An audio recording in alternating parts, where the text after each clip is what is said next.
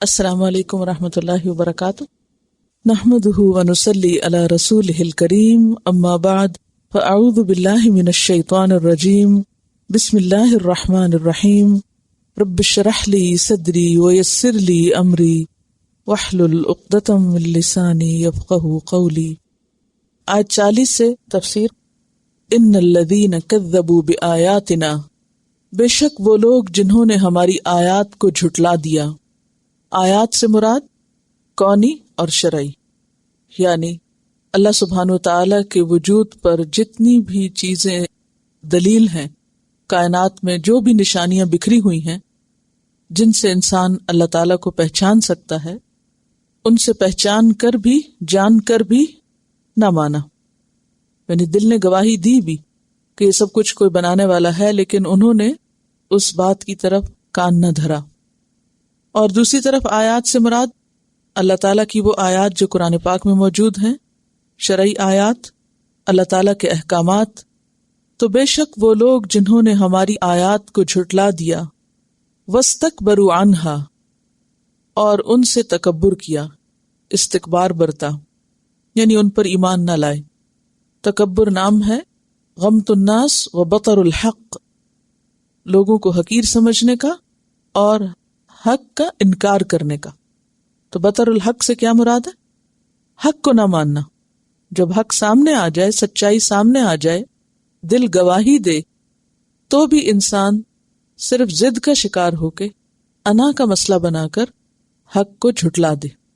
اس میں آپ دیکھیے کہ بعض اوقات ہم اپنے بارے میں جب دیکھتے ہیں تو ہم کہتے ہیں کہ نہیں، ہم نے تو اس کتاب کو مان لیا اور ہم اللہ تعالیٰ کے احکامات کو قبول کرتے ہیں، لیکن ذرا غور کیجئے کہ کیا ایسا نہیں ہوتا کہ بعض اوقات کوئی شخص ہمیں ایسی بات کہتا ہے جو بالکل درست ہوتی ہے، مثلا ہمیں ہماری کوئی غلطی بتاتا ہے کہ آپ کے اندر یہ غلطی ہے یا یہ خامی ہے، یا کوئی ہمیں نصیحت کرتا ہے اور وہ نصیحت بالکل درست ہوتی ہے اور ہم جانتے ہوتے ہیں کہ وہ خامی ہمارے اندر موجود ہے، ہم غلط کر رہے ہیں، لیکن سوچئے کہ ایسے تمام مواقع پر ہم کس طرح ریاکٹ کرتے ہیں، کیا کرتے ہیں؟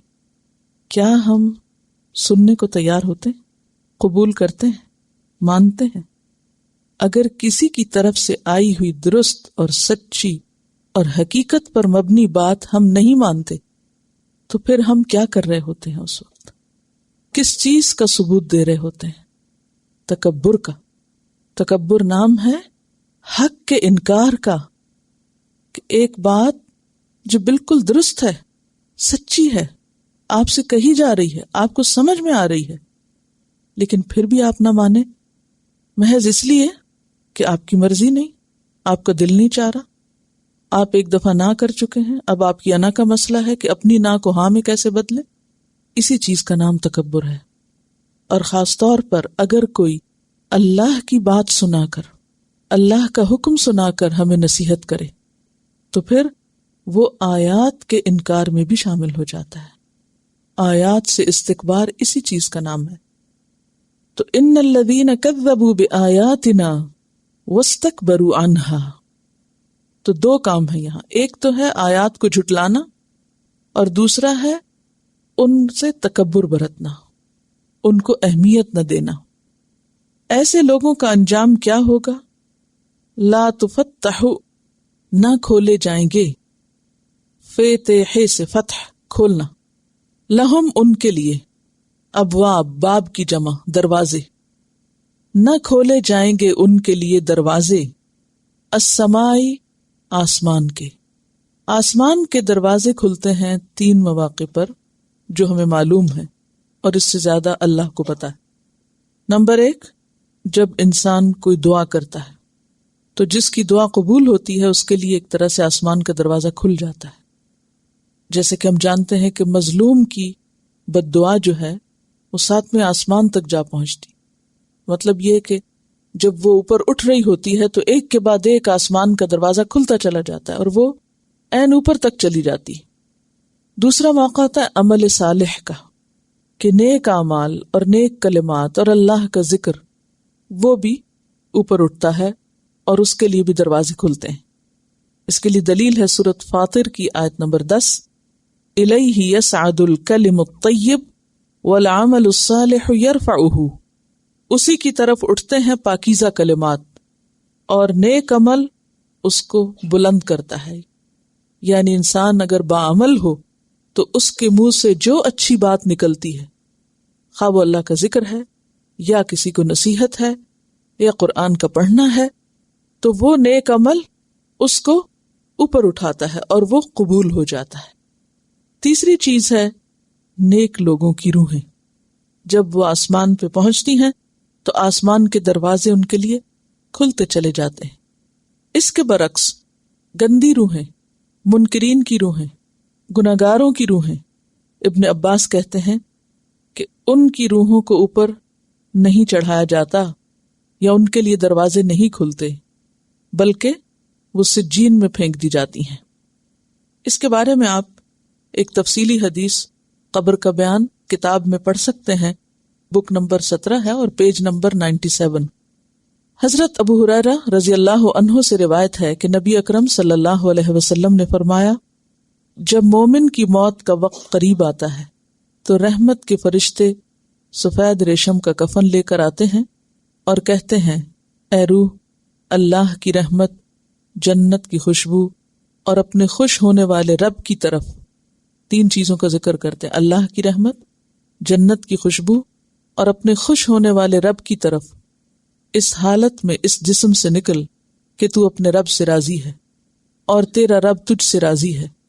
مومن آدمی کی روح جب جسم سے نکلتی ہے تو اس سے بہترین مشک جیسی خوشبو آ رہی ہوتی، یہاں تک کہ فرشتے ایک دوسرے سے لے کر اس کی خوشبو سونگھتے ہیں. یعنی آپس میں وہ کہتے ہیں کہ مجھے دو، کیونکہ اس روح سے ایسی خوشبو آتی ہے کہ فرشتے اس کو سونگھنا چاہتے ہیں. اور جب آسمان کے دروازے پر پہنچتے ہیں تو آسمان کے فرشتے آپس میں کہتے ہیں، یہ کیسی عمدہ خوشبو والی روح ہے جو زمین سے تمہارے پاس آ رہی ہے. فرشتے جیسے ہی اگلے آسمان پر پہنچتے ہیں تو اس آسمان کے فرشتے بھی اسی طرح کہتے ہیں، یہاں تک کہ لانے والے فرشتے اس روح کو اہل ایمان کی روحوں کی جگہ یعنی علیین میں لے آتے ہیں. جب روح وہاں پہنچتی ہے تو پہلے سے موجود روحوں کو اتنی زیادہ خوشی ہوتی ہے، یعنی جو اس سے پہلے نیک لوگ مر کے جا چکے ہیں وہ بھی وہاں جمع ہیں. وہ اتنے زیادہ خوش ہوتے ہیں جتنی تم میں سے کسی ایک کو اپنے بھائی کے ملنے پہ ہو سکتی ہے، کیونکہ نیک لوگ جو بھی ہوں جہاں بھی ہوں وہ آپس میں ایک دوسرے سے محبت کرتے ہیں، خواہ ان کے درمیان صدیوں کا فاصلہ اور فرق ہو. لہٰذا جب کوئی نیک شخص مرنے کے بعد وہاں پہنچتا ہے تو خوش ہوتے ہیں. چنانچہ بعض روحیں نئی آنے والی روح سے پوچھتی ہیں، فلاں آدمی کس حال میں ہے، یعنی اپنے رشتہ داروں یا جاننے والوں کے بارے میں. پھر وہ آپس میں کہتی ہیں، اسے ذرا چھوڑ دو، آرام کرنے دو، یہ دنیا کے مصائب اور آلام میں مبتلا تھا. کیونکہ دنیا مومن کے لیے کیا ہے؟ قید خانہ ہے. دنیا میں مومن کبھی بھی خوش نہیں رہ سکتا، ایک کے بعد ایک مشکل اور غم آتا رہتا ہے. نبی صلی اللہ علیہ وسلم کے بارے میں آتا ہے کہ کان متوال الحزن، کہ آپ پر پے در پے غم آتے رہتے تھے. سستانے کے بعد یعنی ذرا آرام کرنے کے بعد وہ روح جواب دیتی ہے، کیا وہ روح تمہارے پاس نہیں آئی؟ وہ آدمی تو فوت ہو چکا ہے. جس پر وہ افسوس سے کہتے ہیں، وہ اپنی ماں حاویہ یعنی جہنم میں لے جایا گیا ہے، یعنی ہم تک نہیں پہنچا، وہ کہیں اور پہنچا دیا گیا ہے. کافر آدمی کے پاس عذاب کے فرشتے آتے ہیں اور کہتے ہیں، اے غمزدہ اور مغضوب روح، یعنی غضب کی ہوئی، نکل اللہ کے عذاب اور اس کی ناراضگی کی طرف. کافر کی روح جب جسم سے نکلتی ہے تو اس سے اس قدر غلیظ بو آتی جس قدر کسی مردار سے غلیظ بو آتی. فرشتے اسے لے کر زمین کے دروازے کی طرف آتے ہیں تو زمین کے محافظ فرشتے کہتے ہیں، کس قدر گندی بو ہے. یہ جیسے فرشتے اگلی زمین کے دروازے پہ پہنچتے ہیں تو زمین کے دروازے کے محافظ فرشتے ایسے ہی کہتے ہیں، حتیٰ کہ عذاب کے فرشتے اسے کفار کی روحوں کی معین جگہ یعنی سجین میں لے آتے ہیں. اسی طرح ایک اور روایت میں فرشتے روح قبض کرنے کے لیے جب مرنے والے کے پاس آتے ہیں تو نیک اور صالح ہونے کی صورت میں اسے کہتے ہیں، اے پاک روح، تو پاک جسم میں تھی، اب تو جسم سے نکلا. اور پھر اس کے بعد اس کے لیے اچھا سا کفن ہوتا ہے، اور جب روح لے کے جاتے ہیں تو فرشتے آسمان کی طرف چڑھتے ہیں. یہ اصل آیت کے ساتھ جو حصہ جا رہا ہے اس حدیث کا، طویل حدیث کے مختصر الفاظ پڑھوں گی کہ آسمان کے دروازے اس کے لیے کھولے جاتے ہیں اور پوچھا جاتا ہے یہ کون ہے؟ فرشتے جواب دیتے ہیں یہ فلاں آدمی ہے۔ جواب میں کہا جاتا ہے اس پاک روح کے لیے خوش آمدید، یعنی ویلکم، یہ پاک جسم میں تھی۔ اور پھر وہ ہر آسمان کے دروازے سے گزرتے ہوئے مسلسل اس کو خوشخبریاں ملتی ہیں۔ اس کے برعکس جب برا شخص مرتا ہے تو فرشتے اس کی روح بھی آسمان کی طرف لے جاتے ہیں، لیکن آسمان کا دروازہ اس کے لیے نہیں کھولا جاتا۔ جب پوچھا جاتا کون ہے تو پھر اس کے بارے میں بتایا جاتا ہے کہ خبیث روح ہے، لہذا فرشتے اسے آسمان سے نیچے پھینک دیتے ہیں۔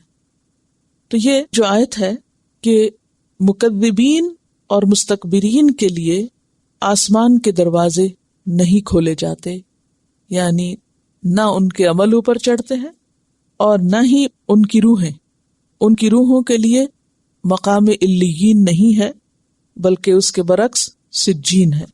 ولا يدخلون الجنت، اور نہ وہ داخل ہوں گے جنت میں، حتی کہ یلجا داخل ہو جائے۔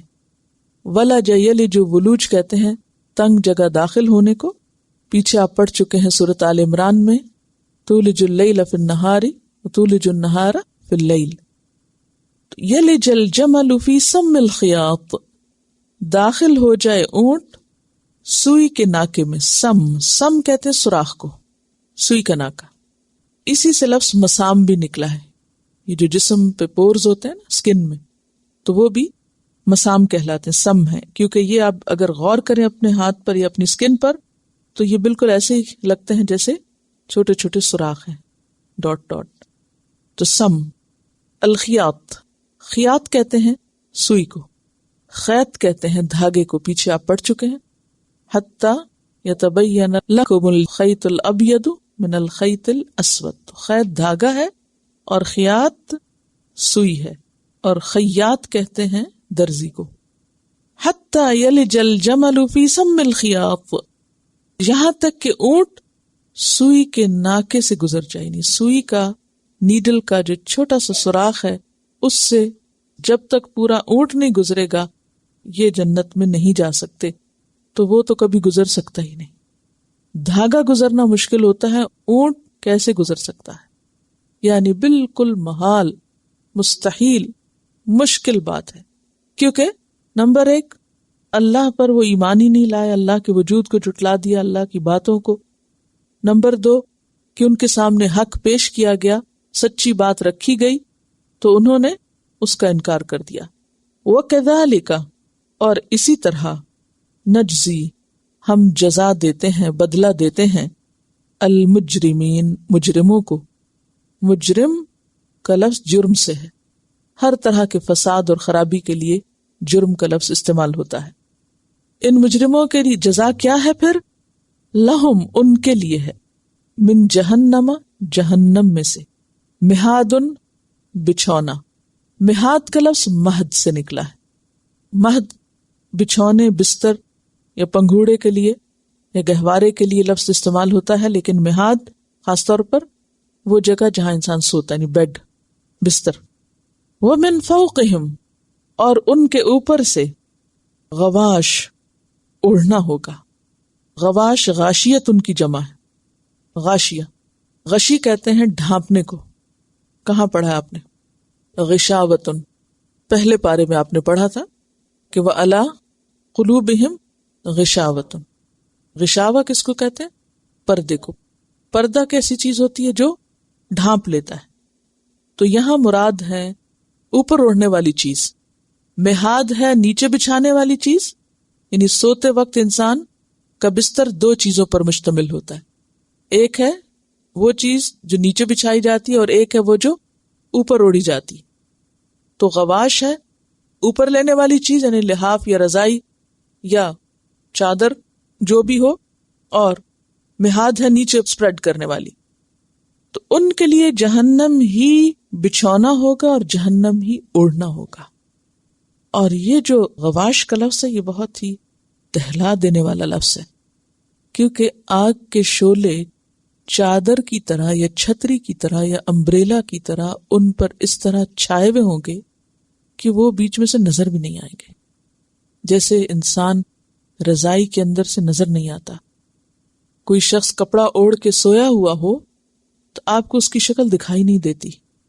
اسی طرح ان متکبرین کو جہنم میں ایسی جگہ جھونکا جائے گا کہ نیچے بھی آگ کی تہہ ہوگی اور اوپر بھی ہوگی، اور یہ ڈھانپے ہوئے ہوں گے، گویا یہ اس کے اندر لپٹے ہوئے ہوں گے چاروں طرف سے، کہیں سے ان کو کچھ دکھائی نہ دے گا. سورۃ الہمزہ آیت 8 میں آتا ہے انہا علیہم مؤصدہ، کہ وہ ان پر بند کر دی جائے گی، فی عمد ممددہ، بڑے بڑے ستونوں میں.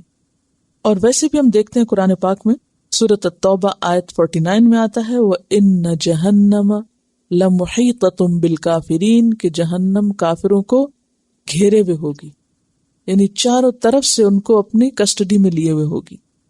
سورۃ الزمر آیت 16 میں آتا ہے لَهُم مِّن فَوْقِهِمْ ظُلَلٌ مِّنَ النَّارِ، ان کے اوپر آگ کی چھتریاں چھائی ہوئی ہوں گی. وَمِن تَحْتِهِمْ ظُلَلٌ، اور ان کے نیچے بھی آگ کی چھتریاں چھائی ہوئی ہوں گی. آپ خود سوچیں کہ انسان اگر کسی تکلیف میں ہو اور اسے کوئی اچھا سین ہی نظر آ جائے تو بھی وہ کچھ بہل جاتا ہے، کوئی اس کا دھیان بٹ جاتا ہے. لیکن اگر لیٹنا چاہیں تو نیچے آگ، کچھ اوپر سے بچنے کے لیے اوڑھنا چاہیں تو وہ بھی آگ کی، اور اگر دیکھیں تو بھی آنکھوں کو آگ ہی آگ دکھائی دے. یعنی پھر کہیں بھی راحت اور چین اور سکون نہیں. یہ اتنی سخت سزا کیوں ہے؟ اس لیے کہ وَكَذَلِكَ نَجْزِي الظَّالِمِينَ، اسی طرح ہم بدلہ دیتے ہیں ظالموں کو. ظالم جو ظلم کرتے ہیں. ظلم کس کو کہتے ہیں؟ کمی کرنے کو. اللہ کے حق میں کمی کرنا یا بندوں کے حق میں کمی کرنا. یعنی جو انسان اللہ کی بات نہ سنے، نہ مانے، نہ جھکے اس کے آگے، جسے بندوں پہ ترس نہ آئے، ان کا حق نہ پہچانے، پھر ایسے لوگوں کی سزا اور کیا ہو سکتی ہے. اور سورۃ البقرہ آیت 254 میں کافروں کو ظالم کہا گیا والکافرون هم الظالمون، کہ انکار کرنے والے ہی دراصل ظالم ہیں. اس کے برعکس والذین آمنوا، اور وہ لوگ جو ایمان لائے، وعملوا الصالحات، اور انہوں نے نیک عمل کیے، لا نکلف، نہیں ہم تکلیف دیتے، نفسن، کسی نفس کو، کسی جان کو، کسی انسان کو، الا، مگر، وسعہا، اس کی وسعت کے مطابق. وسع کہتے ہیں طاقت کو، بغیر کسی تنگی اور دشواری کے. یعنی انسان کی وہ طاقت یا وہ ہمت یا وہ اس کا سٹیمنا جس سے وہ سہولت میں کام کر سکے عام حالات میں. ایک ہوتا ہے تنگی تکلیف کے وقت انسان کی طاقت جو عام حالات کی طاقت سے زیادہ ہوتی. مثلا آپ دیکھیں کہ اگر آپ خوف زدہ ہیں تو آپ کے منہ سے جو آواز نکلے گی اس کا والیوم کتنا ہوگا؟ بہت زیادہ ہوگا، بہت چیخ کے، یعنی بہت تیز ہوگا، جو عام حالات میں شاید ہی آپ کبھی ایسی چیخ مارے. اور اچانک ہوتا نا ری ایکشن آپ کا. اسی طرح اگر آپ سے کوئی کام نہیں اور آپ بالکل بے ہمت ہو رہے ہیں، آپ کو بھوک لگی ہے، کمزوری آپ کو محسوس ہو رہی ہے، لیکن یکایک کوئی شخص گر رہا ہے یا کوئی ایسا حادثہ ہو جاتا ہے تو اس وقت کیا ہوتا ہے؟ اپنی کمزوری، بخار، بھوک، ہر چیز بھول کے ایک دم آپ کے اندر ایکسٹرارڈنری کچھ اسٹیمنا سا یا کوئی طاقت آ جاتی ہے. یہاں مراد وہ طاقت نہیں ہے جو غیر معمولی حالات میں ہوتی، وہ طاقت ہوتی ہے جو عام حالات میں انسان کے اندر ہوتی ہے. یعنی نارملی جو ہمارے اندر روزمرہ زندگی میں کاموں کے لیے جو اسٹیمنا یا ہمت، حوصلہ ہوتا ہے. تو فرمایا کہ ہم نے جو بھی احکامات لوگوں کو دیے ہیں، جو بھی کرنے کے کام ان کو بتائے ہیں، وہ دراصل ایسے ہیں کہ جو ان کی استطاعت میں ہیں، جو ان کی وسعت میں ہیں. ہم نے لوگوں کو کوئی ایسا حکم نہیں دیا جو ان کے بس سے باہر ہو. مثلا آپ دیکھیے کہ نماز میں ہمیں کیا حکم دیا گیا؟ کھڑے ہو کے نماز پڑھو، اگر نہیں کھڑے ہو سکتے تو بیٹھ کے. یہ نہیں کہا گیا کہ جو نہیں بھی کھڑا ہو سکتا یا جس کے پاؤں نہیں ہے، اگر کوئی بوڑھا ہے، کمزور ہے، بیمار ہے، نہیں نماز نہیں ہوگی، کھڑے ہی ہو جاؤ. نہیں، کوئی اگر کھڑا نہیں ہو سکتا تو بیٹھنے کا. تو یہی ہے الا وسعہا. اسی طرح آپ دیکھیے زکوٰۃ جو ہے مال میں، یہ نہیں کہا کہ آدھا مال دے دو، چوتھائی مال دے دو. اتنا کہا جو ہماری وسعت میں ہے، جو ہم آسانی سے دے سکتے ہیں. اسی طرح حج استطاعت کے ساتھ ہے. ہر ایک پہ فرض نہیں ہے، ہر سال فرض نہیں ہے. اسی طرح روزہ بیمار اور مسافر کے لیے کیا ہے؟ چھوڑ دے. یہی معنی ہے وسعت کا. اس کا یہ مطلب نہیں کہ کچھ بھی نہ کرو کیونکہ ہم کر ہی نہیں سکتے، کیونکہ ہماری مرضی نہیں ہے. وہ معنی نہیں اس کا بنتا. وسع کا مطلب ہے کہ جو نارملی عام حالات میں انسان کر سکتا ہے، اور اگر ایک لیول پہ نہیں کر سکتا تو اس سے کم درجے پر جو کر سکتا ہے وہ کر لے، کیونکہ مختلف درجے رکھے گئے ہیں ہر ایک کے، کیونکہ ہر ایک کو ہر چیز ہر حال میں سوٹ نہیں کرتی. تو اس مناسبت سے اللہ نے رعایت رکھی تاکہ کوئی یہ نہ کہے کہ یا اللہ تو نے ایسا دین بھیجا تھا جو میرے تو بس میں نہیں تھا اس پر عمل کرنا. نہیں، اللہ نے ایسا دین دیا ہے ہمیں جس پر عمل کرنا ہمارے بس اور طاقت میں ہے.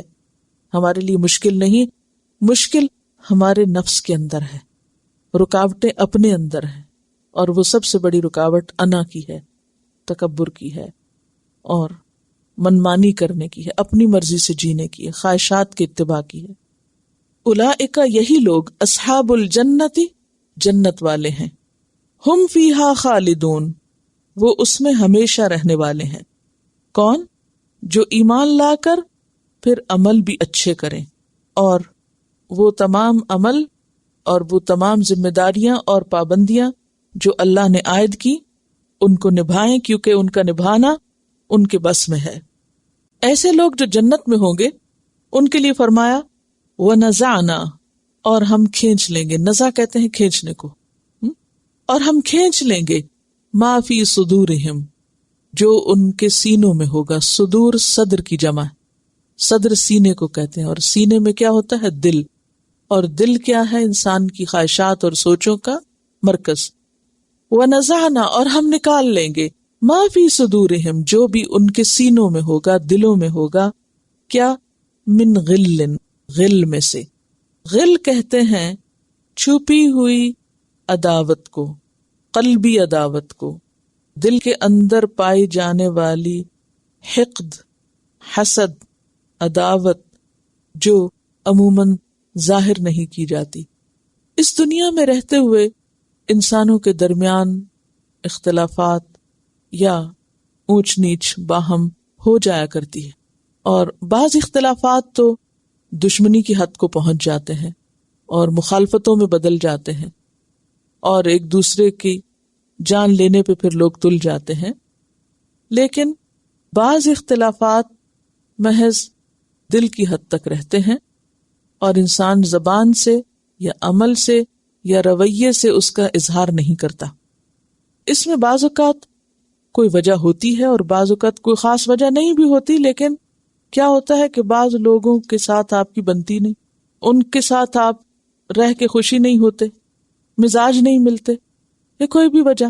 بعض لوگوں کے ساتھ انسان کو حسد ہوتا ہے، بعض لوگوں کے اندر حسد کی بیماری ہوتی ہے کہ اگر ان کے اپنے پاس کوئی نعمت نہ ہو تو کسی دوسرے کی وہ دیکھ کے برداشت نہیں کر سکتے. وہ کنٹرول کریں بھی تو پلٹ پلٹ کے وہ چیز اٹھ کے آتی ہے کہ میرے پاس کیوں نہیں، لیکن وہ زبان سے کہتا بھی نہیں. اور اس کا عام طور پر آپ مظاہرہ دیکھیں گے کہ بعض اوقات اگر کسی کو اللہ کی کوئی نعمت نصیب ہو تو اس وقت کچھ لوگ تو بہت دل سے خوشی کا اظہار کرتے ہیں، لیکن کچھ لوگ مجبوری کے مارے، محض دکھانے کو، یا یہ کہ یعنی دل میں بالکل کچھ اور ہے لیکن ظاہر میں کچھ اور، دل میں ساری وہ چیز چھپا کے رکھی ہوئی ہے، خوش نہیں ہے لیکن بس رسم دنیا نبھانے کو خوشی کا اظہار کر رہے ہیں. حقیقی خوشی انہیں نہیں ہوتی دوسرے کی کسی بھی کامیابی پہ یا نعمت پہ یا خیر اور بھلائی پہ. اب یہ ساری چیزیں بندوں کو تو نہیں پتا، لیکن اللہ کو پتا ہے کہ کس بندے کے دل میں کس کے لیے کیا. اب مثلا دو لوگ ہیں، دونوں ہی بڑے نیک ہیں، اچھے ہیں، اپنی اپنی جگہ انڈیپینڈنٹلی بڑے اچھے اچھے کام کر رہے ہیں، نمازیں بھی خوب پڑھ رہے ہیں، صدقہ خیرات کر رہے ہیں اور خیر کے کاموں میں بھاگ رہے ہیں، مگر انسان ہے انسان، اور انسان ہونے کے ناطے جو کمزوریاں لگی ہوئی ہیں ساتھ، اس کی وجہ سے آپس میں تعلقات کچھ بہت اچھے نہیں. اور ایسا بہت دفعہ دیکھنے میں آتا ہے کہ لوگ ایک مقصد کے لیے نکلتے ہیں، اکٹھے ہوتے ہیں، لیکن آپس میں دل پھٹے ہوئے ہوتے ہیں، اور بعض اوقات کچھ انسانی کمزوریوں کی وجہ سے یہ چیزیں زیادہ ہو جاتی ہیں. ایسی صورت میں اگر انسان کوشش کر کے ان چیزوں کو نکالتا رہے اور پھر بھی وہ مجبور ہو نہ نکلے، تو قیامت کے دن اللہ تعالی جنت میں جانے سے پہلے ان چیزوں سے انسان کو پاک کر دیں گے، تاکہ جنت میں سب لوگ صرف خوشی سے رہیں، کوئی کسی کی نعمت پر حسد نہ کرے، اور کوئی کسی سے ناراض ہو کر نہ رہے، اور کوئی کسی سے نفرت نہ کرے، اور کوئی کسی سے دلی طور پہ دور نہ ہو، کیونکہ اصل قربت دل کی قربت ہوتی ہے۔ آپ نے دیکھا ہوگا کہ بعض لوگ ہزاروں میل کے فاصلے پر بھی ہوتے ہیں مگر آپ کے دل کے قریب ہوتے ہیں، اور بعض لوگ آپ کے ساتھ ہوتے ہیں اور وہ آپ سے دور ہوتے ہیں۔ تو قیامت کے دن جنت میں جانے سے پہلے اللہ تعالیٰ ان لوگوں کے دلوں کو صاف کر دیں گے، من غل، ہر قسم کے غل سے۔ اور اس آیت کی تشریح میں نبی صلی اللہ علیہ وسلم نے خود فرمایا کہ مومنوں کو دوزخ سے الگ کر لیا جائے گا، یعنی پل صراط سے جب لوگ پار ہو کے آگے پہنچیں گے تو مومنوں کو دوزخ سے الگ کر لیا جائے گا، پھر دوزخ اور جنت کے درمیانی پل پر روک لیا جائے گا، جس پل کو کیا کہتے ہیں؟ قنطرہ۔ یہ آپ نے کتاب پڑھی ہوگی، قیامت کا بیان جو ہے، اس کا آپ دیکھیے پیج نمبر ہے 257۔ قنطرہ، پل صراط سلامتی سے عبور کرنے والے اہل ایمان کو قنطرہ پر روک لیا جائے گا۔ قنطرہ عربی میں پل کو کہتے ہیں۔ ان کی باہمی ناراضگیاں اور گلے شکوے دور کیے جائیں گے، تب انہیں جنت میں داخل کیا جائے گا تاکہ جنت میں باہم گھل مل کے رہیں۔ ابو سعید خدری رضی اللہ عنہ کہتے ہیں کہ رسول اللہ صلی اللہ علیہ وسلم نے فرمایا، پل صراط پار کرنے کے بعد مومنوں کو جنت اور جہنم کے درمیان قنطرہ پہ روک لیا جائے گا۔ دنیا میں انہوں نے ایک دوسرے پہ جو ظلم اور زیادتی کی ہوگی، آپ دیکھیں نا، کوشش کے باوجود کہیں نہ کہیں کچھ نہ کچھ اونچ نیچ ہو جاتی، اس کا بدلہ دلایا جائے گا، کیونکہ فیصلے کا دن ہے، عدل کا دن ہے، انصاف کا دن ہے، بدلے کا دن ہے۔ پہلا تعارف اس دن کا کیا ہے؟ یوم الدین ہے وہ، تو بدلہ تو دلوایا ہی جائے گا، ہر ایک کے ساتھ جو زیادتی ہوئی اس کی وہ پوری کی جائے گی، حتیٰ کہ جب وہ مکمل طور پر پاک صاف ہو جائیں گے تب انہیں جنت میں داخل ہونے کی اجازت دی جائے گی۔ ایسا ہے وہ دن۔ ہم سمجھتے ہیں ہم جس کے ساتھ جو چاہیں کر لیں، جیسے چاہیں کریں، کوئی ہمیں پوچھے گا نہیں، قیامت کے دن سب حساب برابر کیے جائیں گے۔ تو قنطرہ جو ہے یا تو پل صراط کا آخری حصہ ہے یا اس کے علاوہ کوئی الگ پل ہے، اللہ ہی بہتر جانتا ہے۔ بہرحال صحیح حدیث سے اس کی وضاحت ہمیں ملتی ہے، اور یہ بات برحق ہے کہ یہ عمل کہاں پر ہوگا۔ تو یہ بخاری کی روایت ہے جس میں آپ نے فرمایا کہ جب سب لوگ صاف ستھرے ہو جائیں گے تو ان کو جنت میں داخل ہونے کی اجازت دے دی جائے گی، قسم ہے اس کی جس کے ہاتھ میں محمد صلی اللہ علیہ وسلم کی جان ہے۔ دنیا میں ان کو جتنا اپنے گھر کا راستہ معلوم تھا، اس سے زیادہ وہ اپنے جنتی مکان کے راستے سے واقف ہوں گے۔ یعنی جو ہی جنت میں داخل ہوں گے تو کسی سے پوچھنا نہیں پڑے گا اور کسی کو پکڑ کے لے جانا نہیں پڑے گا، وہ اس طرح خود بخود اپنی جگہ پہ جا پہنچیں گے کہ ان کو پتا ہوگا کہ ہم اسی جگہ کے لائق تھے۔ جو بھی درجہ ہوگا، جنت میں 100 درجے نا، جو بھی ان کا مقام یا درجہ ہوگا ان کو سب پتا ہوگا۔ اور دنیا میں انسان اپنے آپ کو خوب پہچانتا ہے، وہ کیا کر رہا ہے اور کس چیز کے لائق اور کس چیز کے قابل ہے، کیا اس کی قربانیاں ہیں اور کس درجے کا وہ عمل کر رہا ہے۔ پھر فرمایا، تجری من تحتہم الانہار، ان کے نیچے نہریں بہ رہی ہوں گی۔ وقالوا الحمد للہ الذی ہدانا لہذا، اور اس وقت کو کیا کہیں گے؟ خوشی کے مارے کہیں گے، الحمد للہ، اللہ کا شکر ہے، الذی، جس نے، ہدانا لہذا، ہماری رہنمائی کی اس چیز کی طرف، اس جنت کی طرف، اس مقام کی طرف۔ یہ اللہ کا شکر ہے جس نے ہمیں یہ راستہ دکھایا اور ہمیں بتایا اور یہاں تک پہنچنے کے طریقے سکھائے۔ وما کننا لنہتدی، اور نہ تھے ہم ہدایت پانے والے، ہم خود نہیں یہ راستہ پا سکتے تھے، لولا ان ہدانا اللہ، اگر اللہ ہم کو ہدایت نہ دیتا۔ یعنی اپنے اعمال کا کریڈٹ خود نہیں لیں گے کہ ہم نے یہ راستہ تلاش کیا یا ہم بڑے اچھے اچھے کارنامے کر کے یہاں پہنچے، بلکہ کیا کہیں گے؟ یہ اللہ ہی نے ہمیں عطا کیا، اللہ ہی نے یہ راستہ دکھایا۔ لقد جاءت رسل ربنا بالحق، البتہ تحقیق آئے تھے ہمارے رب کے رسول حق لے کر، بالکل سچی باتیں لے کر آئے تھے، تو ہم نے ان کی سچائی کو تسلیم کر لیا، مان لیا، کوئی رکاوٹ ہی نہیں تھی سچی بات ماننے میں. ونودو، اور وہ پکارے جائیں گے. نودو کا لفظ کس سے ہے؟ ندا سے، آواز سے. ان کو آواز دی جائے گی، ان کے تلکم الجنہ، یہ جنت، اورثتموہا، تم وارث بنائے گئے ہو اس کے، بما کنتم تعملون، بوجہ اس کے جو تم عمل کرتے تھے. تمہارے اعمال کی وجہ سے تمہیں اس جنت کا وارث بنا دیا گیا ہے. اگرچہ انسان اللہ کے فضل اور رحمت کی وجہ سے جنت میں جا سکے گا، لیکن اللہ تعالیٰ کی طرف سے انسانوں کے اعمال کی جو قدردانی ہوگی اور جو شکر گزاری ہوگی، یہاں اس کا ذکر ہے کہ اللہ تعالیٰ ان کے اعمال کی قدر فرمائیں گے کہ تم چونکہ اچھے اچھے کام کرتے رہے اس لیے تمہیں یہ جنت عطا کی گئی. جیسے کسی کو کوئی ورثہ یا وراثت بغیر کسی معاوضے کے مفت میں دے دیا جاتا ہے. یعنی جنت جتنی بڑی چیز ہے، اس کے لیے تو اگر ساری زندگی بھی کوئی سجدے میں پڑا رہے تو وہ حاصل نہیں کر سکتا. وہ اتنی بڑی جگہ ہے کہ جو اپنے عمل سے کوئی بھی نہیں جیت سکتا، کوئی بھی نہیں لے سکتا. اس کے لیے اللہ کا فضل اور رحمت چاہیے. لیکن اس کے لیے شرط یہ ہے کہ انسان اپنی ہمت، وسعت اور طاقت کے مطابق اچھے سے اچھے کام کرتا رہے. یہ شرط ہے اس کے لیے کہ اچھا کرو وہاں جانے کے لیے. لیکن کوئی یہ نہ سمجھے کہ اس نے جو اچھا کر لیا تو اس کی وجہ سے اس نے اس کو خرید لیا یا اس کے بدلے میں اس کو ملے. بدلہ نہیں ہے وہ، کیونکہ اتنی کرنسی کسی کے پاس ہے ہی نہیں کہ وہ لے سکے. وہ تو محض اللہ کا انعام اور تحفہ ہے.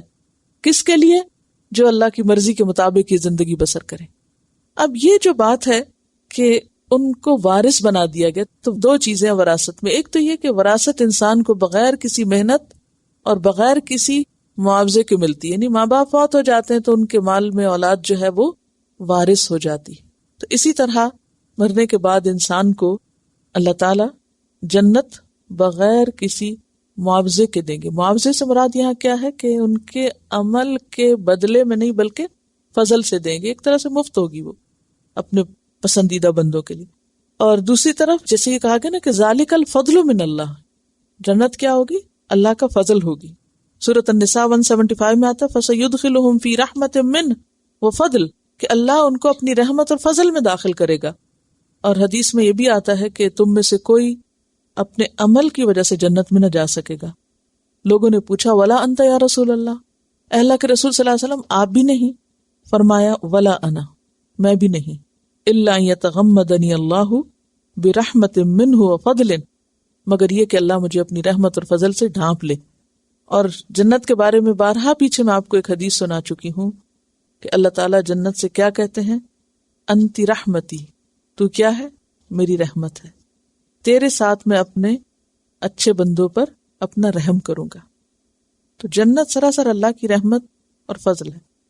اب یہ جو وراثت کی بات ہے، اس میں ایک اور چیز بھی آتی ہے کہ آدم علیہ السلام کو جنت میں بھیجا گیا تھا جو سب کے کیا ہیں؟ باپ. اب پھر وہاں سے ان کو نکلنا پڑا. دنیا میں آ کے شیطان نے بہت کوششیں کی کہ کسی طرح انسان اس مقام پہ نہ پہنچ سکے، لیکن اللہ کی خاص رحمت کے ساتھ کچھ لوگ اپنے باپ کی وراثت کو جا کے پا لیں گے. اس معنی میں بھی وراثت ہے. پھر یہ بھی ہے، بہقی کی ایک روایت میں صحیح سند کے ساتھ ایک حدیث آتی ہے، آپ صلی اللہ علیہ وسلم نے فرمایا تم میں سے ہر ایک کے دو گھر ہیں، ہر شخص کے دو گھر ہیں، ایک دوزخ میں ہے اور ایک جنت میں. اگر کوئی شخص مر کے دوزخ میں چلا جاتا ہے تو اہل جنت اس کے جنت والے گھر کے وارث بن جاتے ہیں، یعنی وہ لے جاتے ہیں. سمجھ آئی کہ نہیں آئی؟ یعنی آپ دیکھیں نا کہ ایک گھر یہاں ہے ایک یہاں ہے، اگر کوئی شخص اس میں چلا گیا تو اس میں تو نہیں جا سکتا. اب وہ جو دوسرا گھر تھا وہ کدھر گیا؟ وہ جو وہاں پہنچے انہوں نے لے لیا، وہ اس کے وارث بن گئے. ایک جنت میں ہوگا ایک دوزخ میں. اور یہ اس حدیث سے بھی بات ثابت ہوتی ہے کہ مرنے کے بعد قبر کے اندر انسان کو دونوں جگہ دکھائی جاتی ہیں. اگر نیک ہوتا ہے تو اسے جہنم بھی دکھائی جاتی کہ وہ جہنم میں تمہارا ٹھکانہ تھا، اگر تم اچھے کام نہ کرتے تو آج تم وہاں ہوتے. اور اسی طرح جو کافر ہوتا ہے یا گناہگار شخص ہوتا ہے اس کو جنت کا ٹھکانہ بھی دکھایا. اللہ نے وہ تمہارے لیے جگہ رکھی تھی، اگر تم اچھا کرتے تو تمہیں وہ ملتی. لیکن تم وہ کھو بیٹھے. تو ہر شخص کے دو گھر ہیں، ایک جنت میں اور ایک جہنم میں. جب کوئی شخص جنت میں چلا جاتا ہے تو اس کا جہنم والا گھر جہنمی جا کے لے لیتے ہیں، اور اگر کوئی شخص جہنم میں چلا جائے تو جنت والا گھر اس کا جو جنت میں داخل ہوں گے وہ لے جائیں گے. تو بالکل ایسے ہی آپ کو یاد ہوگا جب پاکستان بنا تھا، انڈیا اور پاکستان کی جب مائگریشن ہوئی تھی تو کچھ لوگ ادھر سے گھر چھوڑ کے ادھر چلے گئے اور وہ ادھر سے چھوڑ کے ادھر آ گئے. تو کیا ہوا تھا پھر؟ جو یہاں سے چھوڑ کے گئے تھے وہ نئے آنے والے انہوں نے ان پہ قبضہ کر لیا، یہ کلیم کر لیا، اور جو وہاں گئے تھے تو وہاں جو خالی گھر دیکھے وہ ادھر سے جانے والوں کو مل گئے. بس یہی حساب ہے. جو جنت میں ان کا پلاٹ تھا نا وہ جنتیوں کو مل جائے گا، وہ تو جہنم میں چلا گیا، اور ادھر جو اس کی جگہ تھی اس کے حصے کی وہ دوسروں کو مل جائے گی. ریزرو ہیں، دو دو جگہ ہیں ہر ایک کی، یعنی ہر انسان کے لیے ایک جنت میں جگہ رکھی ہوئی ہے اور ایک جہنم میں. اب جو جہنم میں چلا جاتا ہے اس کی جو جنت والی جگہ ہے وہ تو خالی رہ گئی، اب اس کو کوئی اور کلیم کر لے گا، کوئی اور اس میں چلا جائے گا. ملنا تو ایک ہی ہے نا، دو تھوڑی ملیں گے. ایک وقت میں کوئی جنت اور جہنم دونوں جگہوں تو نہیں رہ سکتا، ایک ہی میں رہے گا. اب آپ کے پاس چوائس ہے کہ آپ کس گھر کے لیے کوشش کر رہی ہیں. ٹھیک ہے، لگتا ہے حساب میں کمزور ہے آپ مجھ سے بھی زیادہ. اب ہر ایک کس گھر کے لیے کوشش کرتا ہے. جیسے کہا جاتا ہے نا کہ جنت اور جہنم کیا ایک چٹیل میدان ہے. جب کوئی شخص ذکر کرتا ہے اللہ کا تو اس کے لیے جنت میں پودے لگتے ہیں، جنت کے درخت اس کے لیے اگائے جاتے ہیں، جنت کی نعمتیں اس کے لیے تیار ہوتی ہیں. اور ویسے قرآن پاک میں بھی آتا ہے نا کہ قد افلح المؤمنون کے آخر میں کہ فلاح پا گئے وہ مومن جن کی کچھ صفات بیان کی گئی، اور آخر میں فرمایا اولئک هم الوارثون الذین یرثون الفردوس هم فیہا خالدون، کہ یہ لوگ جنت کے وارث بن جائیں گے جو فردوس کو ورثے میں پائیں گے. اور ورثہ جب لفظ آئے مال مفت اور جہنمیوں کی چھوڑی ہوئی جگہ اور آدم علیہ السلام کی چھوڑی ہوئی وراثت، ان سب معنوں میں آپ لے سکتے ہیں. یہ مختلف اینگل اس لیے آپ کو دکھائے جاتے ہیں کہ جب آیات آئیں تو آپ کا امیجنیشن وسیع طور پر بہتر طور پہ کام کر سکے. تلکم الجنت اورثتموہا بما کنتم تعملون، یہ اس وجہ سے تمہیں وراثت ملی کہ تم عمل کرتے تھے. پھر جنت کے اندر کئی جگہ ہوں گی، وہ جیسے سورۃ الرحمن میں جنتان کا لفظ آتا ہے. پھر جنت کے اندر اور مزید جگہ ہوں گی. بہرحال اس آیت سے جو سبق ہمیں ملتا ہے، پہلی بات یہ کہ جنت میں جانے والوں کے سینے ہر میل کچیل، بغض، حسد، حقد، بدگمانیوں اور غلط فہمیوں سے پاک کر دیے جائیں گے. اس سے بڑی اہم بات پتہ چلتی ہے کہ اگر کوئی شخص جنت میں جانے کا شوقین ہے تو اسے سب سے زیادہ توجہ اپنے اندر کی طرف رکھنی چاہیے، اپنے دل کی صفائی کی طرف توجہ دینی چاہیے. ہم زیادہ توجہ ظاہر کی طرف دیتے ہیں کیونکہ وہ سب کو نظر آتا ہے نا، تو ہمیں لوگوں کا بھی خوف ہوتا ہے، تو لوگوں کے خوف سے بھی ہم اچھے بنتے رہتے ہیں کہ کوئی کیا کہے گا. اس لیے بعض اوقات کچھ کام کرنے کو نہ بھی دل چاہے تو اوروں کے ڈر سے کرنا شروع کر دیتے ہیں، چاہے اللہ کا ڈر دل میں ہو یا نہ ہو. لیکن اندر تو ہمارا کوئی دیکھتا نہیں، اس لیے اس کے بارے میں عموماً غافل رہتے. بالکل اسی طرح جیسے ہم اپنے گھر میں وہ جگہیں جو لوگوں کے سامنے آتی ہیں وہ تو خوب صاف کرتے ہیں، اور وہ جگہ جو کسی کے سامنے نہیں ہوتی ان کو جیسے تیسے رکھتے ہیں. یہ بھی جو طریقہ زندگی اس کو بھی تبدیل کرنے کی ضرورت ہے. خیر، اسی طرح آپ دیکھیے کہ ہم ظاہری اعمال پر بھی توجہ دیں لیکن اس کے ساتھ ساتھ اندر پہ ہمیشہ نظر رکھیں، اور وہ صرف آپ خود رکھ سکتے ہیں. جو ظاہری اعمال ہے اس پہ تو دوسرے بھی رکھ رہے ہیں، وہ بھی آپ کو بتا دیں گے اگر آپ کو اپنی باہر کی خرابی نہ بھی نظر آئی. لیکن اندر کی خرابی کون دیکھے گا؟ وہ تو آپ کو خود ہی دیکھنی ہوگی. اور پھر آپ دیکھیے کہ اس میں ایک لمٹ ہے، اگر آپ کی نیکیاں زیادہ ہو گئی تو تھوڑا بہت میل کچیل جو اسے صاف کر دیا جائے گا، لیکن اگر وہ میل کچیل زیادہ ہوا تو وہ نیکیاں جو ہے پوری صفائی نہیں ہو سکے گی. دوسری بات یہ ہے کہ اہل جنت جو ہے وہ جنت میں انتہائی خوش اور انتہائی سکون کے ساتھ رہیں گے. اور اس سے یہ بات پتہ چلتی ہے کہ دنیا بھی جنت بن جاتی ہے جب لوگ آپس میں صاف دلوں کے ساتھ رہتے ہیں اور دلوں کو صاف کرتے رہتے ہیں ایک دوسرے کے بارے میں، اور دلوں میں ایک دوسرے کے لیے نفرت اور بغض اور حسد نہیں رکھتے. اور اس کا سب سے زیادہ فائدہ اس شخص کو ہوتا ہے جو اپنے لیے اس عمل کو چوز کر لے. کیوں؟ اب دیکھیے کہ مثلاً اگر میں نے اپنا دل کسی کے خلاف حسد بغض وغیرہ سے صاف رکھا ہوا ہے تو اس سے مزہ کون اٹھا رہا ہے؟ میں خود. یعنی بعض اوقات ایسا لگتا ہے نا کہ ہم کہتے ہیں فلاں کی زیادتی تو میں بھول ہی نہیں سکتی اور فلاں کا جرم اور قصور تو میں معاف ہی نہیں کر سکتی. ٹھیک ہے نہ کریں، لیکن اس کی تکلیف کون اٹھا رہا ہے معاف نہ کرنے کی؟ خود اذیت میں، خود تکلیف میں، خود پریشانی میں، اپنے لیے خود جمع کی ہوئی ہے وہ چیز. اور اس کا حل کیا ہے؟ نکال دیں، دوسرے سے بات کر لیں، کمیونیکیشن کریں. اگر آپ کو کسی سے بھی کوئی شکایت ہے تو آپ اس سے دوبارہ پلٹ کے پوچھ لیں بھی کیا مسئلہ ہے، تاکہ دل ہلکا ہو. تو دلوں کا ہلکا کرنا. اور وہ لوگ جو باہم کسی بھی گھرانے میں یا کہیں پر بھی جہاں لوگ اکٹھے ہوتے ہیں، کوئی کام کی جگہ جہاں لوگ آپس میں ایک دوسرے پر ٹرسٹ کرتے ہیں، اعتماد کرتے ہیں، شیر و شکر ہو کے رہتے ہیں، مل جل کے رہتے ہیں، ایک دوسرے کے ساتھ کمیونیکیشن رکھتے ہیں، ایک دوسرے کی کمی بیشی کو معاف کر دیتے ہیں، اس جگہ میں جو برکت اور جو خوشی ہوتی ہے وہ اس کے علاوہ کسی اور جگہ میں نہیں ہو سکتی. خواہ آپ کسی 7 اسٹار ہوٹل میں جا کے کیوں نہ رہیں، کہیں بھی نہیں وہ آپ کو ملے گی چیز جو آپ کو ایک جھونپڑی میں مل سکتی ہے اگر دل جڑے ہوئے ہیں اور دلوں میں ایک دوسرے کے لیے ادب، احترام، محبت اور دوسرے کا حق پہچاننا ہے. بڑے چھوٹوں پہ رحم کرنے والے اور چھوٹے بڑوں کی عزت کرنے والے. تو دنیا کی زندگی بھی لا خوف علیہم ولا ہم یحزنون ہو جاتی ہے اگر انسان انسانوں کے حقوق پہچانے. غل اور غل کا روٹ ایک ہی ہے. غین لام لام بیڑیوں اور زنجیروں کے لیے بھی استعمال ہوتا ہے، توق کے لیے بھی استعمال ہوتا ہے، اغلال. اور دیکھا جائے تو یہ جو غل ہے، حسد اور کینہ وغیرہ، یہ بھی کیا ہے؟ بیڑیاں ہیں دلوں کی معنوی طور پر. غل جو ہے وہ حصی توق کے لیے آتا ہے، لیکن غل جو ہے وہ اندر کی ایسی کیفیت ہے جس کو دل کی تنگی سے بھی تعبیر کیا گیا. اور دل کی تنگی کہ انسان اندر ہی اندر گھٹتا رہتا ہے، اندر ہی اندر کڑتا اور جلتا رہتا ہے، اندر ہی اندر اپنے آپ کو کھاتا رہتا ہے. تو یہ کیا ہے؟ اس نے اپنے اندر خود اپنے دل کو توق پہنایا ہوا ہے. اور جب انسان دوسروں کو معاف کر دیتا ہے تو وہ دل جو ہے وہ کھل جاتا ہے اور اس سے پھر چہرہ بھی کھل جاتا ہے. یہاں جو جنت والوں کی بات ہے یہ بڑی اہم ہے کہ وہ کہتے ہیں کہ اللہ کا شکر ہے جس نے ہمیں یہ راستہ دکھایا. اور پھر یہ کہ ہمارے رب کے رسول حق لے کر آئے تھے. تو اس سے کیا بات پتہ چلتی ہے؟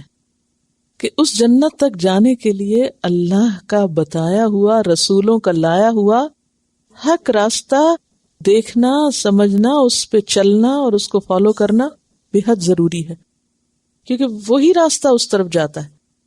اگر رسولوں کی لائی ہوئی تعلیم کو انسان ایک طرف ڈال دے اور اس کی طرف توجہ ہی نہ کرے اور اس کو پڑھے ہی نہ، سمجھے ہی نہ، تو اس مقام اور اس منزل تک پہنچنا مشکل ہے.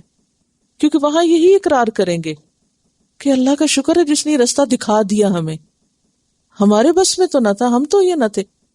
اب آپ دیکھیے دنیا میں اس وقت کروڑوں انسان رہتے ہیں، ان میں سے کتنے ہیں جن پر اللہ کا راستہ واضح ہے، یہ دن تک پہنچ چکا ہے، یا جو اس کو پھر لینے کے بھی شوقین ہے اور اس پہ چلنے کے بھی، کہ وہاں تک پہنچ سکے. ایسے میں اگر اللہ نے ہم سب پر اپنا کرم کیا ہے اور ہمیں اپنی کتاب سے جوڑا ہے تو پھر کوئی ایسا موقع اور کوئی ایسی چیز نہیں بیچ میں آنی چاہیے کہ اس راستے کو چھوڑ کے ہم کوئی اور راستہ اختیار کر لیں اور اس کو پیٹھ پیچھے پھینک دیں. کیونکہ یہی ایک راستہ ہے، رسولوں کی لائی ہوئی تعلیم ہی وہ راستہ ہے جو انسان کو وہاں تک پہنچا سکتا ہے.